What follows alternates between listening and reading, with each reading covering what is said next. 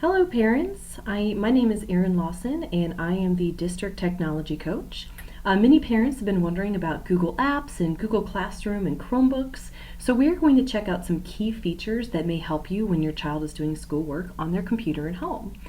So the first question that we usually get is, how do I access my child's Google account?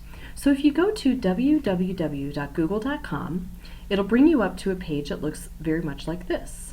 All you have to do is go right up here to the sign in button and click on that. I've already put in my test user at ofr5.com. Your child, their Google account, is more than likely going to be their first initial, last name at ofr5.com. For example, jdoe at ofr5.com. Now some children do have their entire first name and last name as their username. If they have a sibling that's older that has the same first initial, then the next child, the second child or third child, they would have their full name, for entire first name and last name. So we are going to log in here. Now their password is usually their lunch code with their first and last initial on the end. So I'm going to get logged in here to my test user. So Google Apps for Education, or GAFE, or GAF, whatever you want to call it, G-A-F-E, it consists of several different features. The main ones that are used by your child are Google Drive, Docs, Sheets, and Slides within that Google Drive, Gmail, Calendar, YouTube, Google Classroom, and also the Chrome web browser, which we are on right here. So the first thing that we are going to look at is Google Drive. So we're on here on Google, we are signed in. If you click on this little thing called the waffle, if you click on that, you can take yourself to your child's Google Drive. Google Drive is basically an online folder, big huge file folder, and all of the work that your child does is all saved in this, and it can be accessed from home on your home computer, and if you've got the Drive app on your phone, or if your child does, you can also access your documents from your phone, which is pretty cool. Even your iPad, if you've got the app on your iPad. So this is an example of what a Google Drive looks like. So you've got your new button to create all of your different pieces like Docs and Sheets and Slides, which is just like Microsoft Word. This one is just like Excel. This one's like PowerPoint. There's some photos if your child has Google Photos kind of connected. There's that, you could look there for any photos. You've got your recent button, important ones like your starred would be your important documents, and then of course you got your trash can, which it's always good to check in there sometimes though too, because I, just as the technology coach, there are students that have accidentally deleted some of their things and then they weren't quite sure where to look to find their deleted items and then to get them back into their main drive. So this is basically what Google Drive looks like. You can put all of your different documents in here, you can add folders, you can upload things in here, and so this is like the main piece of it all. So going off of Google Drive, what if you don't have internet connection? So yes, you can definitely get into Google Drive if you do not have internet connection. And the key to it is that your child needs to make sure that before they leave the Orchard Farm campus where they are connected to our Wi-Fi, they need to make sure that they put in their Google Drive excuse me, put into their Google Drive all of their different files that they need. So you see how this is all open, all of these different files are right here in front of me. That's what your child needs to make sure that they do with their files. So things like this, like a folder, those cannot be accessed if you do not have internet access. So if there's something in this folder that needs to be done at home, your child needs to make sure to remove it from the folder and put it right here into their drive, because if it's there, then they can access it. They can type on it, they can fix whatever they need to fix, and then when they come back here to school the next day and connect back to our Orchard Farm Wi-Fi, then they will be able then to go in and find that document, and then they can then submit it to their teacher, however way that the teacher would like them to submit that document. Okay, so yes, they can access Google Drive without their internet connection. All right, so let's go check out Gmail. So Gmail, you can go again right up here to the little waffle, and you can go straight to mail. And their Gmail is very basic. You've got your compose button to write an email.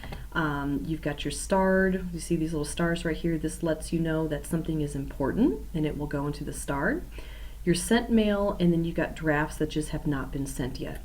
Now, something that's really kind of neat in Gmail, your child can set up filters.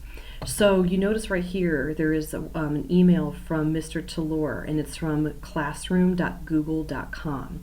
So you can set up some filters for any emails that come from classroom.google.com. They can automatically then go into a folder or as a label, as what Google calls it, over here on the side. And I'll give you the very quick version of this on the actual slideshow that I sent to you. There's a video a tutorial that'll walk you through it even better.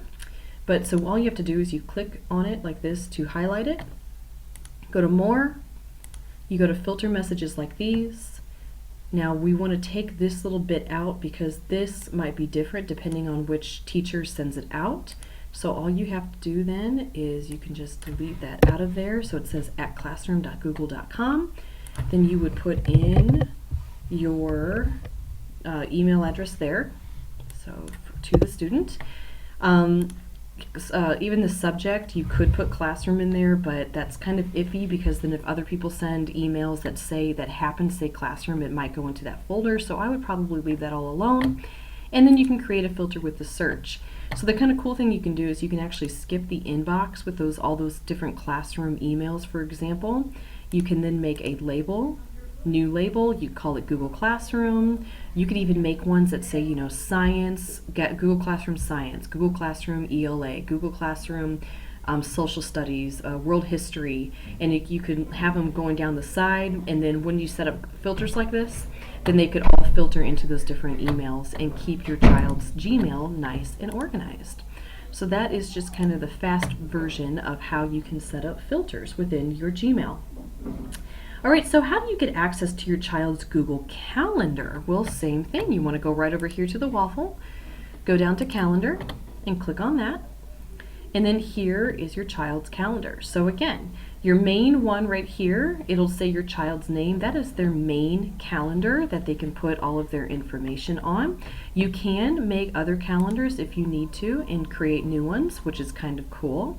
If you, as a parent, if you would like to have access to your child's calendar, you can set up your own Gmail account, just a personal Gmail. Then you can have your child then share their calendar with you, and then that way then on your calendar you can see all of their homework assignments that pop up on their calendar. Pretty cool. Even great for spouses. If your wife sets up a Gmail account and your husband sets up a Gmail account, you guys can share a calendar between each other and put those soccer games and basketball practices and all of those different things on there and have the same calendar between each other instead of having, I don't know, a paper calendar or a whiteboard stuck on your refrigerator. So that'd be pretty neat too, that you can, as a family, you can share a calendar between each other and you can add to it and take away depending on how you shared that calendar, what kind of settings you gave to each other. So this is basically the Google Calendar, and that's how you can have access to it, and your child can share with you also if you would like other ways to check it out. Okay, so let's go check out, so there's this calendar, but then there's also a Google Classroom calendar. And speaking of Google Classroom, what is that? So let's go check this out. So I'm going to close all of this down, go back in. All right, so we've already got Classroom set up as a bookmark up here on this tester user. Another way that you can get to it is through this apps button, and then Classroom will be right here. And a third way that you can get to it is all you have to do is type in Google Classroom, and then it shows up right here too. So pretty cool. So let's go into Google Classroom. Google Classroom is an online classroom. If your if your child's teachers are using Google Classroom, which here in the high school at Orchard Farm, they really are. I know the middle school is getting into it, 5th grade, so we will have a lot of our teachers using Google Classroom. And your teacher in Google Classroom can assign the child homework assignments, discussion questions, announcements, all different types of things in there, and it can all be done online without having to print off gobs and gobs of paper. So this tester student is in Mr. Talore's test class. So we're going to go in here and check it out.